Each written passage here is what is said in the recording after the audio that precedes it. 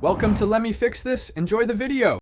You start by confirming the Codex chest in your Villa Auditor study and ensuring you have the chest unlocked.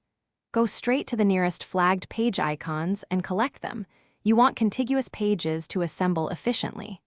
Once done, return to the Villa to inspect the chest. Make sure the game saved after each pickup.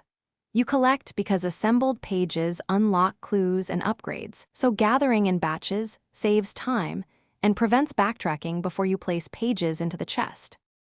You open the Codex chest UI and review which pages remain. The interface shows numbers or missing segments.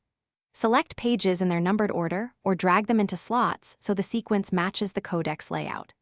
Once done, confirm each insertion. Some versions autosave, others require manual confirmation, so verify the slot fills visually.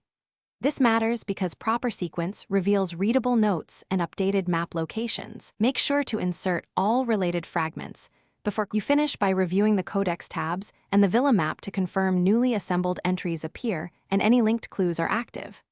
If a page doesn't register, reload the last manual save, then recollect and reinsert the problematic page. Once done, this usually resolves sync hiccups.